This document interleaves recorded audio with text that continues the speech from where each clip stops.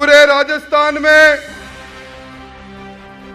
Bharatiya Janata party का कार्यकर्ता जिनके नेतृत्व में इस कुराज और कुशासन को उखाड़ फेंकने के लिए संकल्पबद्ध है, ऐसे हमारे प्रदेश अध्यक्ष हमारी भावी आशा के प्रतीक ऐतिहासिक चित्तौड़गढ़ के सांसद भाई सीपी जोशी जी, जिनकी सरपरस्ती में मेरे जैसे कार्यकर्ता ने अपने संसदीय ज्ञान को सीखने की कोशिश की। हमारे आदर्श आदरणीय घनश्याम जी तिवारी साहब, राजस्थान की विधानसभा में मेरे साथी भाई अवनेश जी, पूर्व मंत्री राजकुमार जी, खेमाराम जी, भाई राकेश जी, अशोक जी, हमारे पूर्व जिलाध्यक्ष डॉक्टर वासुदेव जी, बसंत जी, इस पूरे कार्यक्रम में जिन्होंने पिछले कई दिनों से दिन और रात एक कर रखा था, ऐसे हमारे किसानों के अभूतपूर्व नेता हरलाल जी, भाई चंद्राराम जी, भाई विजय कुमार जी, भाई गौरी शंकर जी और मंच पर विराजे अन्य नेतागण, इस विशाल समागम में इस चूरू जिले के गांव-गांव, ढाणी-ढाणी से आए हुए मोतियों से महंगे किसान भाइयों, एक को छोड़कर शक्ति सुरमा माताओं और बहनों, मेरे पास शब्द नहीं,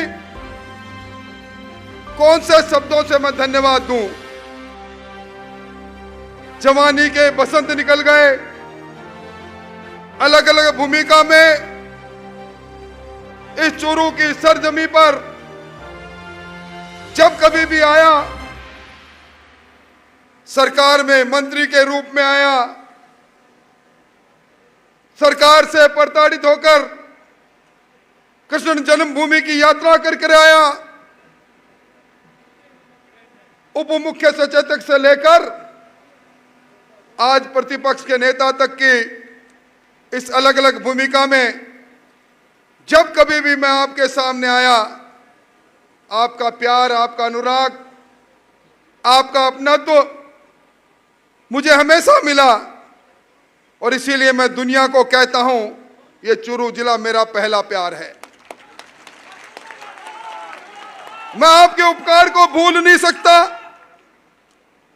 और मुझे कोई गुमान भी नहीं है।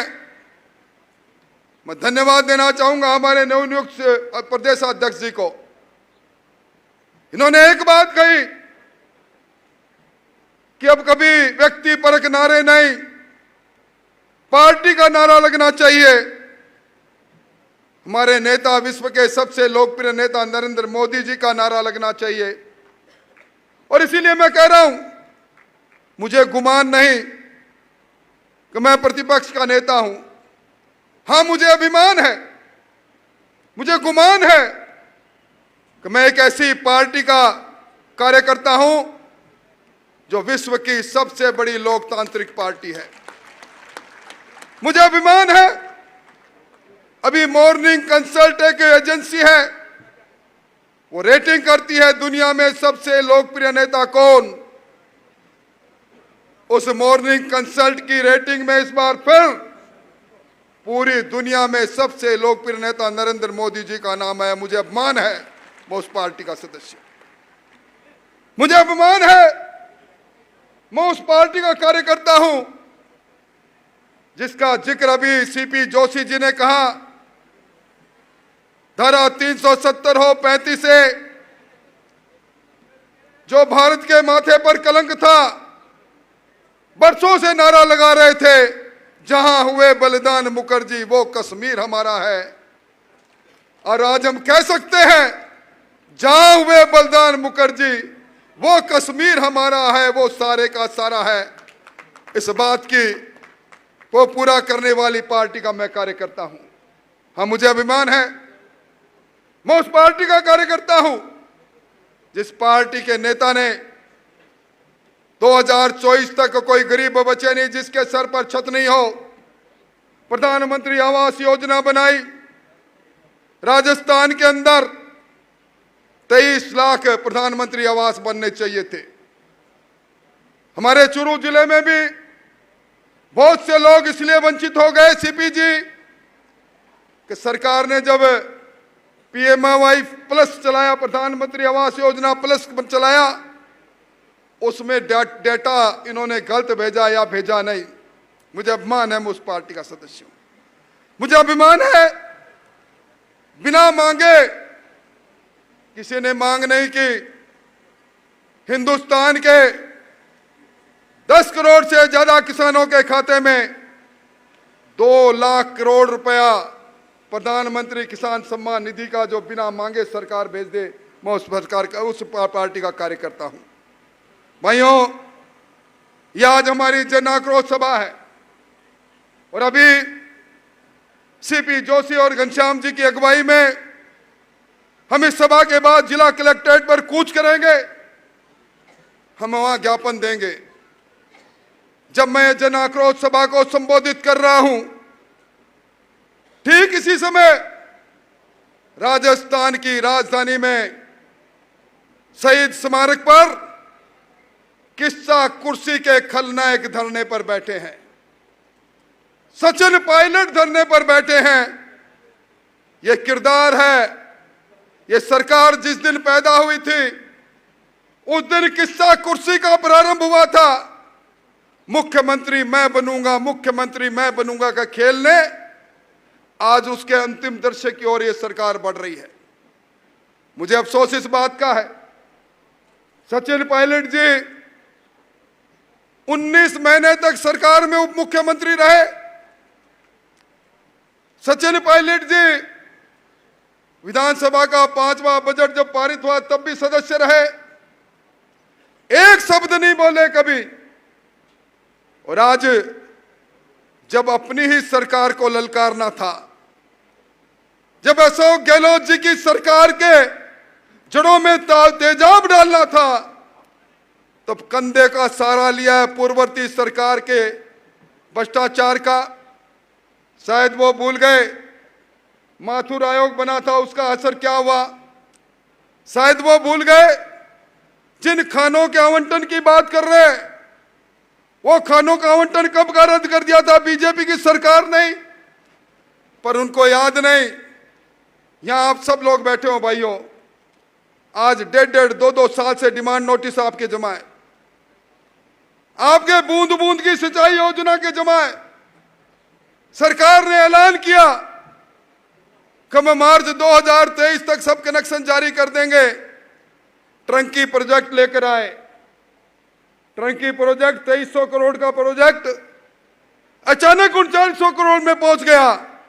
6 बार टेंडर की शर्तों को बदला, चांदी कूट रही थी सरकार। सचिन जी तब आपको याद नहीं आया, आपको तब याद नहीं आया जब अशोक गहलोत की सरकार उसी अडानी जी को, जिस अडानी के खिलाफ आप दिल्ली में प्रदर्शन करते हो, उसी अडानी की कंपनी को 1042 करोड़ का सिंगल टेंडर कोयले का, राजस्थान निर्माण के बाद सबसे महंगा कोयला 18,000 रुपए मैट्रिक टन के भाव से सिंगल टेंडर का कोयला देकर आप कोयले की दलाली का काम करते हो। वो सरकार आपको सचिन जी याद नहीं आई। सचिन जी वो सरकार याद नहीं आई जिस सरकार की सरपरस्ती में पिछले 2 सालों में 14,000 करोड़ की महंगी बिजली खरीदी गई। और भाइयों, अब इस सरकार के बारे में बहुत सी बातें सीपी साहब ने कही है, परंतु मैं एक जरूर कहूंगा, इस बार का बिजली का बिल देख लेना, जरा जोर का झटका लगेगा, क्योंकि 33 पैसे प्रति यूनिट फ्यूल चार्ज के और 7 पैसे अडानी जी के पैसे चुकाने, 7,440 करोड़ रुपए अशोक जी को, वो अडानी करके पैसे भी आपको देना पड़ेगा। अरे अंधेरी नगरी, चौपट राजा, हमने नगरों को अंधेरे होता देखा। आप सबनों ने विद्युत कटौती की दंश को झेला है। मैं समझता हूं यह सरकार जो वीरांगनाओं का अपमान करे, आज हमें हमारे जिन्होंने देश के लिए शहादत दी उनका सम्मान करते हैं। वो वीरांगना जिसका सुहाग चला गया वो अपने सुहाग पर अभिमान करती है, पर वो वीरांगना जब डॉक्टर किरोड़ी लाल के नेतृत्व में यह कहने आए कि सरकार ने जो घोषणा की थी उसके पैकेज को लागू करो मुख्यमंत्री जी, और मुख्यमंत्री जी की पुलिस उनकी चोटी पकड़ती है।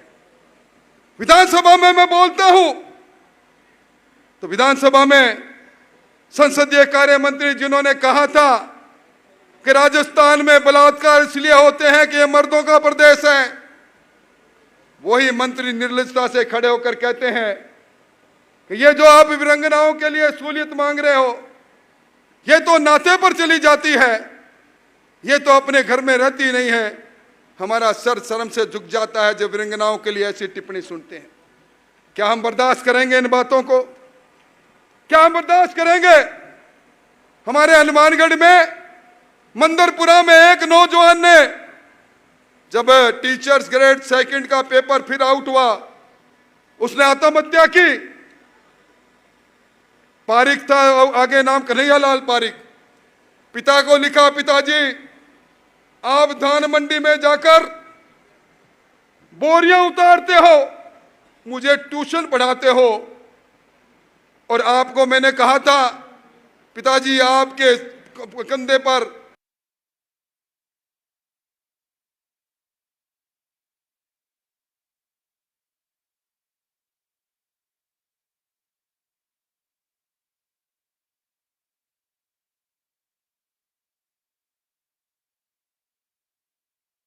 आप पर जिसको उम्मीद थी कि मुझे लाठी मिलेगी मेरे बुढ़ापे में, यह सरकार वो सरकार है जिसने नौजवानों के अरमानों को लूटा है। यह सरकार वो सरकार है। यहां भी राधे श्याम जी डोके वाले बैठे हैं, पूरा चुरू जानता है, मेरे दोस्त हैं। सीपी साहब इनके पास टेलीफोन आता है एक दिन कि सेठ जी 50 लाख रुपया भेज देना वरना अपने जीवन को अंत कर दूंगा। रंगदारी वसूल करने का काम करने के लिए टेलीफोन आता है। हमारे चुरू शहर के अंदर एक व्यक्ति ने जयपुर रोड पर जमीन खरीद ली, माइनॉरिटी के आदमी ने। उसके पास बदमाश आते हैं, पिस्तौल लगाते हैं और कहते हैं तेरे काका से बात करे, गैंगस्टर से जेल में बात कराते हैं। यह अराजकता का वातावरण, यह वातावरण हम कितने दिन तक सहन करेंगे? ये लूट और झूठ की सरकार को क्या हम बर्दाश्त करेंगे? मैं आप इसे पूछता हूं। आज सीपी साहब ने जिस राम दरबार की बात कही, हम सब लोग जाते हैं। धर्मवीर जी पुजारी बैठे हैं, मांगीलाल जी पुजारी बैठे हैं। उस मंदिर के उस राम द्वार के नीचे से निकलते हैं, ध्वजा लेकर निकलते थे। राम मंदिर तोड़ दें, ये क्या उस सरकार को दम निकालने के लिए हम तैयार नहीं है? सालासर में राम दरबार को तोड़ दे। आप याद करो इस बार सालासर का जब मेला लगा था, हमारे प्रधान जी बैठे हैं चुरू के, मुझे टेलीफोन कर रहे हैं, भाई साहब मेले के अंदर दर्शनार्थी जा रहे हैं, बाबा की पताका हाथ में है, जय जयकार कर रहे हैं। उनकी गाड़ी जब्त कर ली, बोले इसमें लाउड स्पीकर लगे हुए हैं, आप लाउड स्पीकर लेके नहीं जा सकते। क्या आज इस धरती पर, सालासर की धरती पर, हनुमान जी की धरती पर हम पर जो पाबंदी लगाए, हम जय हनुमान नहीं बोल सकते? क्या इस सरकार को हम बर्दाश्त करेंगे? सवाल इस बात का है। इसलिए भाइयों, मैं तो आपसे ये निवेदन करने आया हूं, ये सरकार, अब इस सरकार को याद आई है 24 तारीख से महंगाई राहत कैंप चालू करेगी सरकार। क्या करेगी सरकार? इन्होंने पिछली बार कहा था हम महिलाओं को, चिरंजीवी परिवार से जुड़ी महिलाओं को स्मार्ट टेलीफोन देंगे। अब कह रहे हैं अगस्त में देंगे, अन्नपूर्णा की किट देंगे, मई में देंगे। इन्होंने बजट में घोषणा की थी 1.5 साल बाद चुनाव के समय में सरकारी धन से रेवड़ियां बांटकर ये वोट लेना चाहते हैं। मैं समझता हूं पिछली बार के दर्द की कसक आपके मन में है। इस चूरू जिले में भारतीय जनता पार्टी के कार्यकर्ताओं में ताकत है। हम 6 की 6 सीट सीपीजी आपकी झोली में डालने की हिम्मत रखते हैं।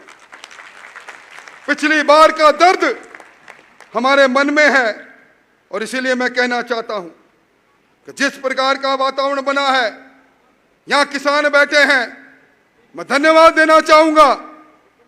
यहां राकेश जांगीर और लाल जी बैठे हैं, यहां हमारे सरदार सर के अशोक जी हमारे प्रधान जी बैठे हैं। इन्होंने आवाज उठाई थी प्रधानमंत्री फसल बीमा योजना में क्रॉप कटिंग में सैटेलाइट के आधार पर हजारों किसानों को महरूम कर दिया, हमारा हक में नहीं मिला। क्या ऐसी सरकार को हम बर्दाश्त करेंगे? क्या ऐसी सरकार को हम बर्दाश्त करेंगे जहां एक नहीं राजस्थान में 200 मिनी मुख्यमंत्री बने हैं, अपने चूरू में भी बने हैं। आपको चूरू में भी 2 मुख्यमंत्री है, एक नहीं, एक रफीक जी, एक रैना जी। हम चौड़ेर बाजार संकड़े, क्या इनको बर्दाश्त करेंगे हम? इसलिए भाइयों मैं कहने आया हूं, आपने सम्मान किया, मान किया, पर राजस्थान में महंगाई राहत कैंप करने वाले मुख्यमंत्री जी, आप उत्तर दे दो। हिंदुस्तान में सबसे महाराष्ट्र के बाद महंगा पेट्रोल यहां क्यों बिक रहा है? यहां सबसे महंगा डीजल क्यों बिक रहा है? डीजल पर और पेट्रोल पर वैट सबसे ज्यादा क्यों है? सबसे ज्यादा मंडी टैक्स आप क्यों ले रहे हो? आज नाखून कटा के शहादत में नाम लिख रहे हो। पूरे राजस्थान को लूटा आपने।